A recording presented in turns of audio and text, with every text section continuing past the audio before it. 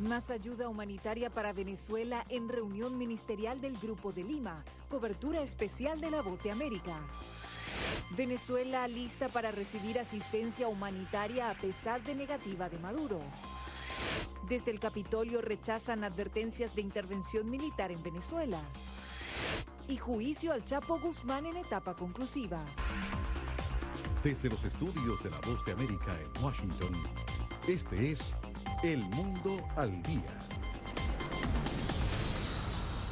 Más ayuda humanitaria para Venezuela anunciaron este lunes durante una reunión ministerial del Grupo de Lima celebrada en Ottawa. El primer ministro Justin Trudeau prometió más de $50 millones que se suman a los fondos anunciados por Estados Unidos. Desde Ottawa nos acompaña Bricio Segovia, quien siguió de cerca la reunión de ministros de países del Grupo de Lima. Bricio, cuéntanos cuáles han sido las conclusiones al cierre del encuentro. Hola, pues justo acabamos de conocer estas conclusiones, unas conclusiones en las que el Grupo de Lima acepta como miembro de esta misma entidad al gobierno interino de Venezuela, el gobierno de Juan Guaidó. Precisamente el presidente interino estuvo presente en esta reunión a través de una videoconferencia. Para lograr, sin duda alguna, ese cese de la usurpación, una salida política real a la crisis que hoy vive Venezuela. Yo quiero ratificar que nuestras acciones y nuestra cooperación con el Grupo de Lima, con Canadá, con todos los países que están ahora respaldando. Por lo tanto, ese era Juan Guaidó quien participaba en esta cumbre del Grupo de Lima, que estuvo representada no tan solo por los Estados miembros, sino también por otros grupos o entidades que forman parte de este grupo. En esta ocasión, como observadores internacionales, era el caso de Estados Unidos, también de la Unión Europea o, por ejemplo, de la Organización de Estados Americanos. Pero también importante las decisiones que tuvieron que ver con la ayuda humanitaria. Instaron a la ONU y también a la comunidad internacional a que estuvieran preparados para facilitar esta ayuda humanitaria en cualquier momento que fuera posible introducirla en el país sudamericano. De hecho, Canadá se pronunció para donar $53 millones canadienses, unos $40 millones estadounidenses para ayuda humanitaria en Venezuela. Estados Unidos ya ha hecho lo propio también con 20 millones y también habló en este evento el representante de la oposición.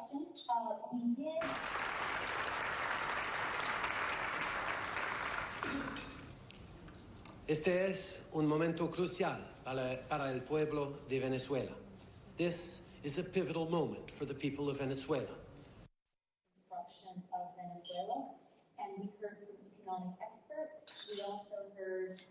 Por lo tanto, esas eran las palabras de Julio Borges, el representante de Venezuela, del gobierno interino en estos momentos para el Grupo de Lima. Ahora toca estar pendiente para saber cuáles serán los siguientes pasos que se van a dar a partir de ahora y cómo se va a implementar esta ayuda humanitaria, por ejemplo. Bricio, muchas gracias. Y mientras Canadá compromete más ayuda humanitaria en Venezuela, el presidente Nicolás Maduro se resiste al ingreso de cualquier tipo de asistencia. Desde Caracas le preguntamos a Adriana Núñez Rabascal cuáles han sido las reacciones de las organizaciones ante el anuncio de más ayuda para Venezuela. Adriana. Buenas tardes, Belén. A pesar de que el presidente en disputa, Nicolás Maduro, manifiesta que con la ayuda humanitaria la oposición busca convertir al país en una colonia de mendigos, la ciudadanía clama porque cuanto antes llegue este cargamento de tratamientos médicos y de alimentos. Hoy la Iglesia Católica y la organización cristiana Cáritas de Venezuela pidieron al gobierno que permita la entrada de esta ayuda. Sin embargo, aclararon que a la gente no debe hacerse falsas expectativas con relación a este contingente, pues solo alcanzará para abastecer 4 hospitales durante un mes y tendrán prioridad los niños lactantes desnutridos. En medio de la crisis de desabastecimiento de medicamentos y alimentos en Venezuela, parece surgir una luz de esperanza con la próxima llegada del primer lote a 3 puntos fronterizos. A pesar de la negativa del presidente en disputa del país, Nicolás Maduro, de recibir la ayuda humanitaria, el considerado como presidente interino de la nación sudamericana, Juan Guaidó, aseguró que esa ayuda va a entrar al país porque va a salvar la vida de miles de personas. porque hay entre 250.000 y 300.000 venezolanos hoy en riesgo de muerte, que si no ingresa en esta primera etapa esa ayuda, estaremos sentenciando a muerte. La posición de Nicolás Maduro fue diametralmente opuesta. A Venezuela hay que convocarlas al trabajo, a la producción, al crecimiento de nuestra economía. No somos mendigos de nadie. ¡Sí podemos! Del mismo modo, Guaidó agradeció a todas las naciones que hasta el momento le han expresado su apoyo. Así que de nuevo, en nombre de Venezuela, en nombre de este Parlamento, en nombre de todos los que queremos vivir mejor, el agradecimiento profundo hoy a ese pronunciamiento en bloque de la Unión Europea. Entre tanto, el director de la ONG Acción Solidaria indicó que esa ayuda tiene que ser priorizada y dirigida a grupos de personas que están en situación de vulnerabilidad. La respuesta que necesita el país es aquella que debe llegar a través de los mecanismos de Naciones Unidas para implementar respuestas humanitarias en emergencias. Álvaro Algarra, Voz de América, Caracas. La comunidad internacional ha mostrado su preocupación por lo que ocurre en Venezuela y por ello sigue sumando apoyos a la nación. A Colombia y Brasil podría llegar esta semana la primera parte de la ayuda humanitaria ofrecida por Estados Unidos al pueblo venezolano. Medicinas, suministros quirúrgicos y suplementos nutritivos y toneladas de alimentos suplementarios listos para usar es la promesa de Estados Unidos, según el asesor de seguridad John Bolton y el propio director de la Agencia Estadounidense para el Desarrollo Internacional. Mientras los $20 millones en ayuda humanitaria estadounidense generan confrontación en Venezuela entre Maduro y Guaidó, un nuevo monto fue anunciado este lunes por Canadá. Hoy Canadá da un paso más y anuncia $53 millones para atender las necesidades más importantes para los venezolanos en el terreno, incluidos los casi 3 millones de refugiados. Alemania, por su parte, ofreció 5 millones de euros para los mismos fines, lo que lleva la recolección internacional a casi $79 millones, recaudados en menos de un mes, luego de que Guaidó prestara juramento como presidente encargado. El enigma continúa siendo cómo el gobierno interino generará las condiciones para que los insumos ingresen al país sudamericano. Según la agencia de noticias AP, el Comité Internacional de la Cruz Roja advirtió a Estados Unidos sobre los riesgos del camino que han tomado para enviar la ayuda humanitaria. El mismo informe señala que la Cruz Roja Internacional solo participará en los esfuerzos si son ejecutados con el consentimiento de las autoridades, cualesquiera que sean. Pero al parecer, Washington está decidido a poner la ayuda en las zonas fronterizas del país, al tiempo que Guaidó asegura tener los mecanismos para proteger y distribuir las donaciones. Jorge Agobián, Voz de América, Washington. Por cierto que el presidente en disputa, Nicolás Maduro, anunció que a partir del miércoles recogerá firmas para cuestionar las medidas que ha tomado el gobierno de Donald Trump de sancionar a varios funcionarios del Ejecutivo de Maduro, así como también a la petrolera estatal PDVSA. Adriana, muchas gracias. Y este lunes varios países de la Unión Europea reconocieron a Juan Guaidó como presidente interino o presidente encargado de Venezuela, entre ellos España, Portugal, Francia, Alemania y Gran Bretaña. Más adelante, el camino a la recuperación económica de Venezuela.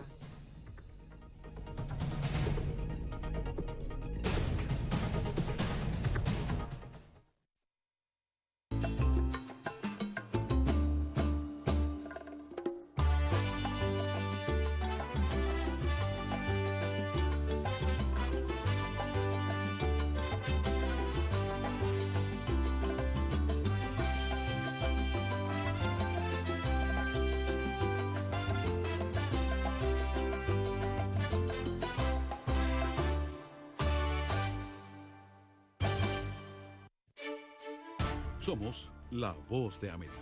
La población hispana está dividida en cuanto a la regularización de la marihuana se refiere. Que de cada 5 personas, una es latina o tiene raíces hispanas. Ser parte de la historia de cómo se hace esta sucesión de poder en Estados Unidos. Información balanceada y objetiva. Que los derechos de esta comunidad serán reivindicados. Entérese de lo que sucede en Estados Unidos, América Latina y el mundo en un solo lugar. boanoticias.com.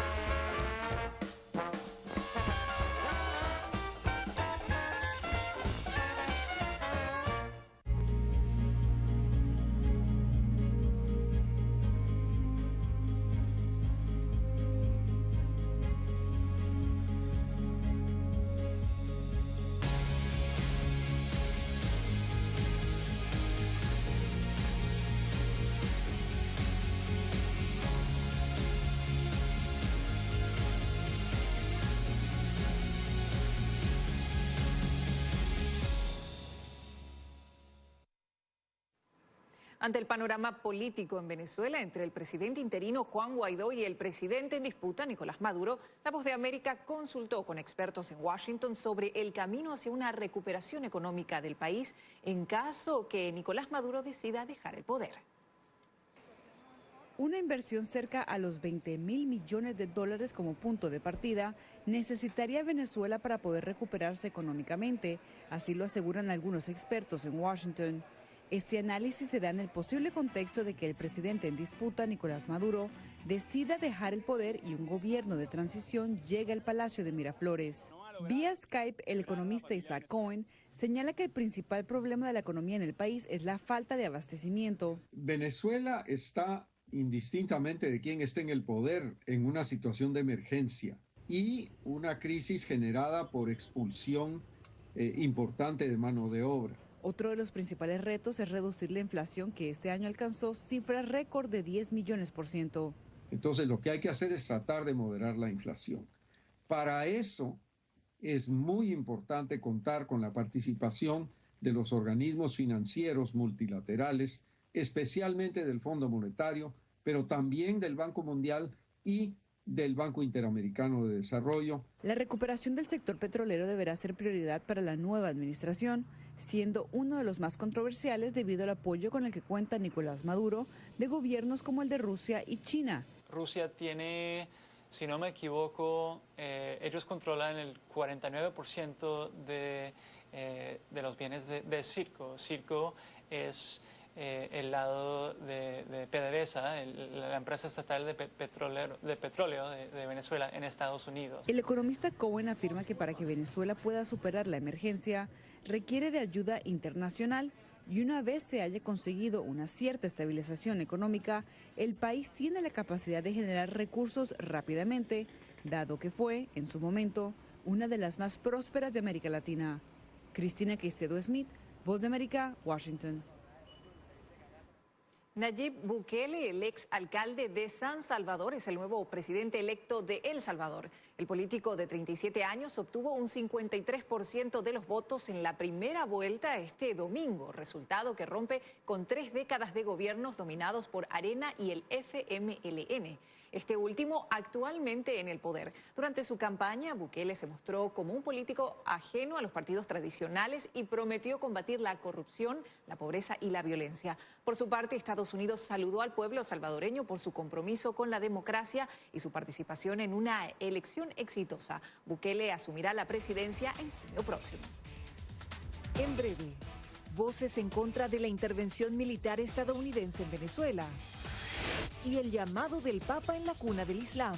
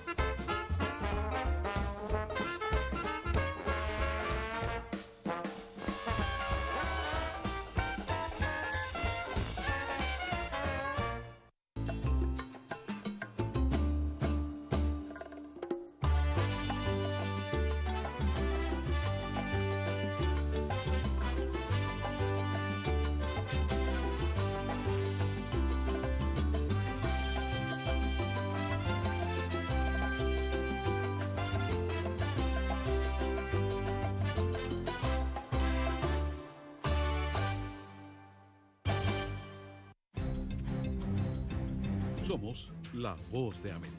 En la isla muy pocos cubanos estaban informados. Necesitamos la liberación de los presos políticos y los estudiantes. Se encuentran en las afueras de la Asamblea Nacional, nadie puede salir. Información balanceada y objetiva. Un promedio de 80 migrantes indocumentados vienen a desayunar a Entérese de lo que sucede en Estados Unidos, América Latina y el mundo en un solo lugar.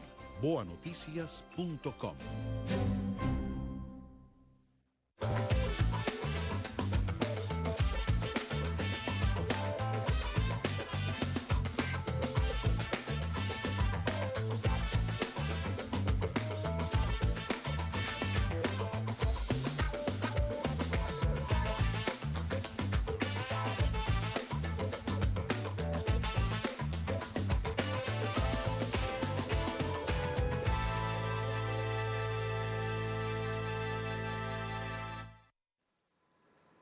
Suman y siguen las voces contrarias a cualquier tipo de maniobra militar estadounidense en Venezuela. Es el caso de la legisladora de origen hispano Debbie Mucarsel-Powell, quien en conversación con La Voz de América aseguró que el Congreso estadounidense no aprobará una intervención militar.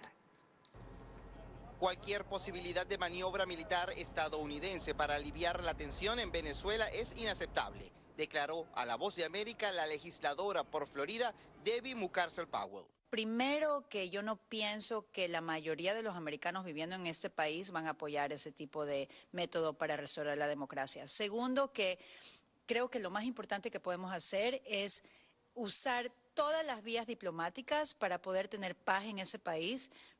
Yo no creo en tener ningún tipo de acción que va a elevar la violencia que hemos visto ya en Venezuela. Eso me preocupa muchísimo. Y también el Congreso, la Cámara de Representantes tiene que autorizar intervención militar y te digo que eso no va a suceder. Yo sé que en este momento hay una oportunidad de que Maduro salga del país de una manera pacífica. La demócrata exhorta a realizar elecciones libres en ese país. Personalmente y con otros colegas en la Cámara, nosotros no reconocemos al régimen de Maduro como legítimo. Juan Guaidó sí es el presidente interino y es importante que trabajemos directamente con la Asamblea Nacional, pero al mismo tiempo ayudar a Juan Guaidó y a la Asamblea Nacional a que puedan restaurar la democracia con elecciones. Mucarsel-Powell ha planteado la urgencia en asistir a los afectados por la crisis de Venezuela. Mi enfoque en Washington, D.C., y yo le he pedido y acabo de introducir un proyecto de ley el martes, pidiendo asistencia humanitaria al gobierno de Trump directamente para el pueblo venezolano. José Pernalete, Voz de América, Miami. Tras 11 semanas de juicio, el proceso contra Joaquín El Chapo Guzmán entra en una fase conclusiva. Los ojos están puestos ahora sobre el jurado, que este lunes inició las deliberaciones para determinar la responsabilidad del acusado en los cargos que se le imputan. Desde Nueva York, Laura Sepúlveda nos amplía. La decisión ya está en manos de los jurados, que desde la 1 de la tarde, hora de la costa este de los Estados Unidos, comenzaron a hacer las deliberaciones en medio de este proceso judicial que ya está llegando a su etapa final. Precisamente es un documento de 8 páginas sobre los cuales ellos deben responder si es positivo o negativo cada uno de los puntos que se establecen y que, digamos, definen cada uno de los 10 crímenes de los que acusan a Joaquín Guzmán Loera.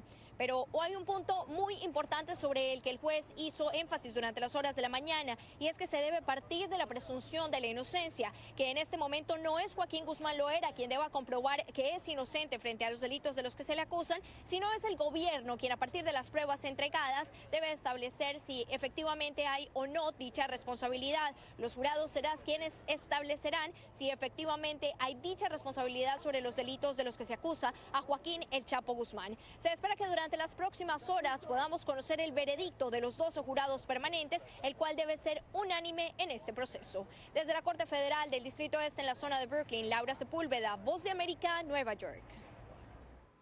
El Papa Francisco inició esta semana una visita de 3 días a la península arábiga, convirtiéndose en el primer pontífice en acudir a la región cuna del Islam. El sumo pontífice participó este lunes de una reunión interreligiosa internacional en los Emiratos Árabes como una muestra de fraternidad con los musulmanes. La visita del Papa es un intento por acercarse a los fieles católicos de estas naciones históricamente perseguidos por la violencia sectaria o los grupos yihadistas. Durante la primera jornada, Francisco pidió a los líderes políticos y religiosos que se unan para atender la crisis humanitaria en Yemen.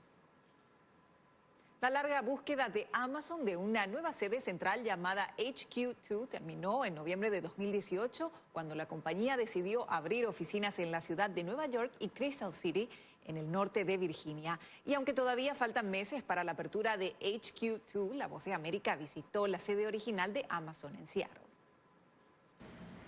A diferencia de los campus de muchos gigantes tecnológicos que a menudo están escondidos en los suburbios de la ciudad, las oficinas centrales de Amazon están ubicadas en el corazón de Seattle. Pero la ubicación no es la cosa que hace que el campus sea único. 3 enormes biomasas de vidrio y acero crean un entorno de trabajo muy inusual para los empleados del gigante tecnológico. Hay una gran cantidad de investigaciones científicas que muestran que cuando uno está rodeado de verde, rodeado de naturaleza, empresa, tu cerebro funciona de manera un poco diferente, tal vez piense de manera más creativa. Por lo tanto, estamos muy emocionados de darle a nuestros empleados la oportunidad de venir aquí a trabajar en un lugar que se siente un poco diferente, que es muy refrescante. Hay más de 40.000 plantas de más de 50 países dentro de los biodomos. Allí, los empleados de Amazon pueden sentarse en un acogedor nido o llevar a cabo una reunión de personal bajo un árbol de cacao.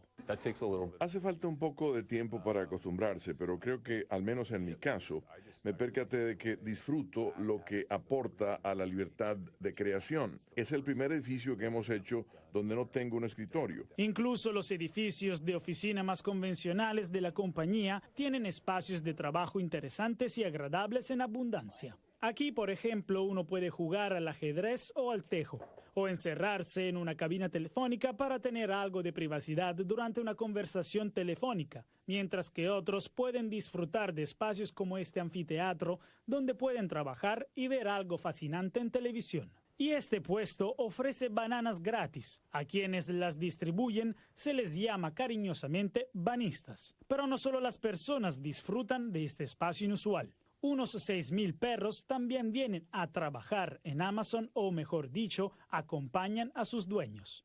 Es muy agradable, especialmente como un calmante para el estrés. Ya sabes, solo vienes y lo acaricias.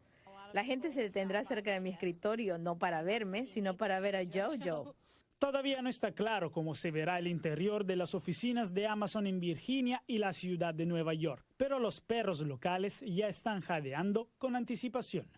Jacopo Luzzi, Voz de América. En segundos, drones para combatir una plaga mortal en Galápagos y tecnología para salvar vidas.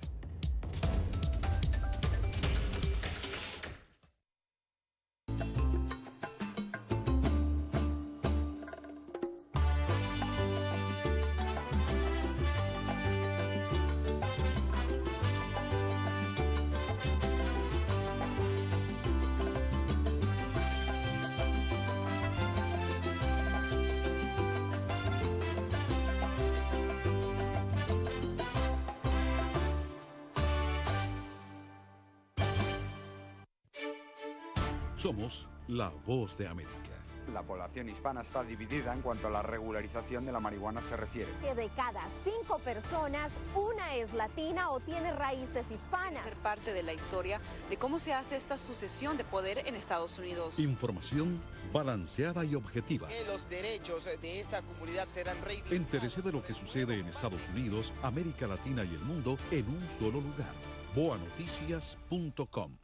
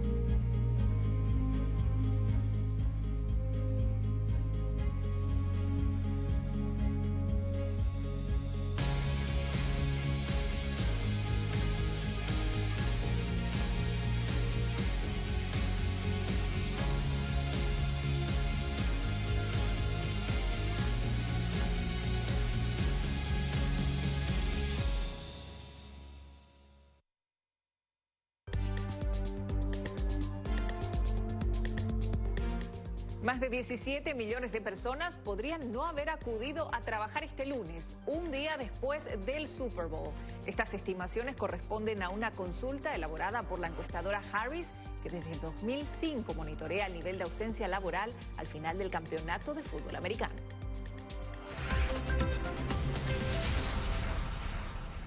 El ecosistema único de las Islas Galápagos se ve amenazado por una invasión de ratas.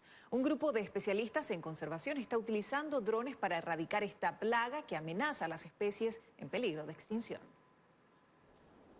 Estas ratas negras han hecho su hogar en las Islas Chagos, pero también se pueden encontrar en las Islas Galápagos, donde los invasores causan estragos en el ecosistema. En todo el mundo, las especies invasoras son uno de los principales impulsores de la extinción. Durante los últimos 500 años han sido responsables de alrededor del 80% de todas las extinciones. La erradicación de las especies invasoras en las islas presenta una solución permanente para poder lidiar con este mal. Las plantas y los animales han evolucionado aisladamente durante millones de años en el archipiélago. Algunas de las especies en riesgo a causa de esta plaga son las aves marinas, entre ellas las magníficas fragatas, cuyos huevos y polluelos son presa fácil de los roedores. La ONG Island Conservation ha sido pionera en el uso de drones para ayudar a erradicar a los roedores del hábitat único, usando aplicadores de veneno que han sido imprimidos previamente en 3D. Por primera vez en Sudamérica se está usando esta metodología bastante innovadora. Este recurso, el uso de los drones, por un lado optimiza los recursos, tanto de personal como económicos. El grupo de conservación evaluará la efectividad del uso de drones y repetirá una segunda ronda a fines de enero. El Parque Nacional de Galápagos monitoreará la actividad de las ratas en la isla por otros 2 años. Miguel Ángel Rivera, Voz de América.